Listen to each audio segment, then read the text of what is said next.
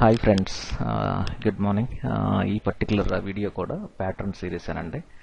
So pattern గురించి already ఇది second video, I think second or third, I don't know, అంటే కరెక్ట్గా నాకైతే గుర్తు రావట్లేదు. ప్యాటర్న్లో ముఖ్యంగా మీకు టూ డిఫరెంట్ కేటగిరీస్ ఉంటాయండి. ఒకటేమో ఎడోబ్ కంపెనీ వాళ్ళు మనకి ప్రీ ఇన్స్టాల్, అంటే మీకు ఇన్స్టాల్ చేయగానే మీకు కొన్ని ప్యాటర్న్స్ లోడ్ అయిపోతాయి మీ సిస్టంలో. వీటిల్ని ప్రీ డిఫైన్డ్ ప్యాటర్న్స్ లేదంటే సిస్టమ్ డిఫైన్డ్ ప్యాటర్న్స్ అంటారు. సెకండ్ వచ్చి ఆ ప్యాటర్న్స్ మీకు వద్దు, మీ ఓన్ ప్యాటర్న్స్, లైక్ మీకు సర్టిఫికేట్ బార్డర్స్ అవ్వచ్చు, లేదంటే మీకు ఎనీథింగ్ మీరు ఓన్గా ఒక ప్యాటర్న్ క్రియేట్ చేయాలి అన్నప్పుడు అప్పుడు మనం యూజర్ డిఫైన్డ్ ప్యాటర్న్స్ అనే ఇంకో సెకండ్ కాన్సెప్ట్ ఉంది, అంటే కస్టమైజ్డ్ ప్యాటర్న్స్. సో ఇక్కడ ప్యాటర్న్స్లో ఒకటేమో ప్రీ డిఫైన్డ్, ఇంకోటేమో యూజర్ డిఫైన్డ్.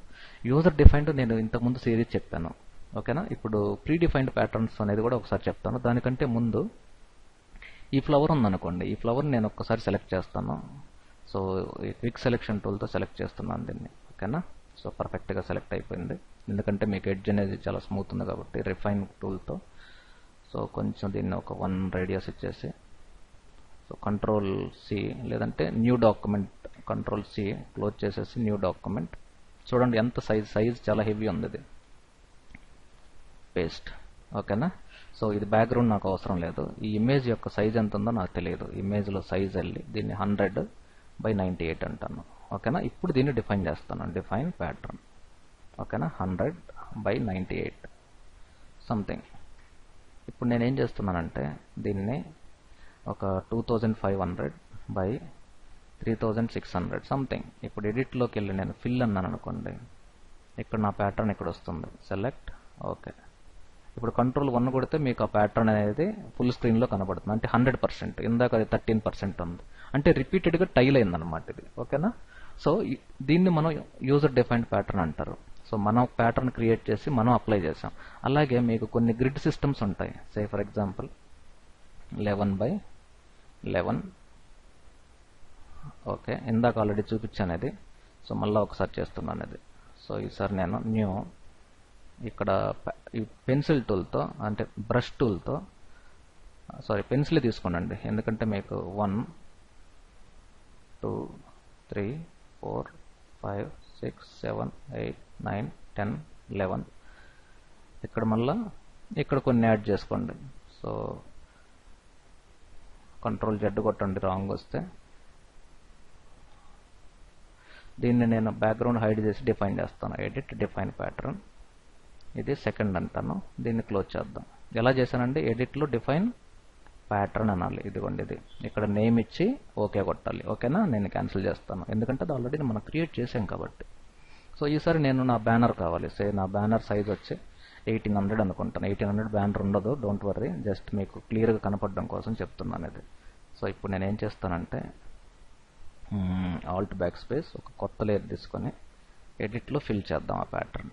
సో ప్యాటర్న్ పేరేంటి, 2x2 కనబడుతుందా, కనపడట్లేదు, ఎందుకంటే సేమ్ కలర్ ఉంది కాబట్టి. దీన్ని నేను కొంచెం డార్క్ కలర్ చేద్దాం. సో ఇప్పుడు మీకు బెటర్ విజిబిలిటీ రావచ్చు. అది ఇప్పుడు కనపడుతుంది చూడండి, ఓకేనా. ఇది. సో మీకు ఆ పిక్సెల్స్ ఇక్కడ కనబడుతున్నాయా, మనం ఇచ్చిన పిక్సెల్స్. సో నార్మల్గా మనం 100%లో చూస్తే మాత్రం ఇలా ఉంటుంది. దీనికి ఒపాసిటీ తగ్గిస్తే మీకు ఇంకా బ్యూటిఫుల్గా ఉంటుంది. ఇది ఒక మెథడ్. లేదు అనుకుంటే ప్రీ డిఫైన్డ్ ప్యాటర్న్స్ కొన్ని ఉన్నాయి. ప్రీ డిఫైన్డ్ అంటే మీకు ఎప్పుడైతే మీరు ప్యాటర్న్స్ టూల్ క్లిక్ చేస్తారో మీకు ఇక్కడ ప్రీ డిఫైన్డ్ వస్తాయి.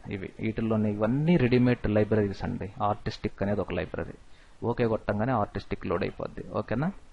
సారీ క్యాన్సిల్ కొట్టండి. ఇవన్నీ ఆర్టిస్టిక్, కాకపోతే ప్రివ్యూ కొంచెం పెద్దగా ఉంటే బాగుంటుంది కాబట్టి లార్జ్ అనేది సెలెక్ట్ చేస్తాను.